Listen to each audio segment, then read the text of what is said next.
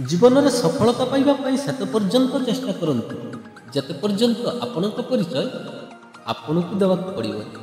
नमस्कार, NA motivation को आपण मानक स्वागत। सेमिति गोटे सुंदर कहानी नहीं मु आपण मानक पाखक आस। वर्षा प्रबल मात्रा लगी रही था। गोटे स्कूल रे शिक्षक पिला मानक पाठ पढ़ाउथिले। शिक्षक पिला मानक परीक्षा करिया पई पॉकेट 100 टंका बाहर करी पिला को पचारे, अच्छा पिले ए 100 टंका जदि मु तुम मान देवी तुम मैंने 100 टंका नहीं कौन कर।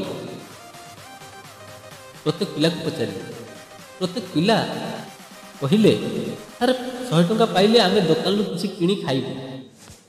किंतु गोटे पिला एमती थिला जे कि कहला सर ए 100 टंका रे मु मो माँ पाई गोटे चश्मा किण। शिक्षक कहले कहीं पिलाटी उत्तर देला मो बापा नहांती मरी जाइए। मो माँ आम भाई भौणी को पाठ पढ़ाऊँ। मो माँ को कम देखा जाए तेणु से टेलरिंग करे, तेणु चश्मा नेले कि आउ 2 खंड कपड़ा सिलाई कले 2 पैसा घर को आसंता। शिक्षक किसी न बुझी पिलाटी हाथ को 100 टंका बढ़े दे कहले ए 100 टंका मु तुमको मुफ्तर दौ ना, तमें जब पाठ पढ़ी बड़ मनीष हम ए 100 टंका मोर फेरई दब। पिलाटी मन लगे पाठ पढ़ला, पाठ पढ़ी बड़ मनीष होगा चेष्टा कला। इतिमध्य 20 वर्ष बीती जाइतिला। 20 वर्ष पर सेमिति वर्षा पाग दिने लगी रही था।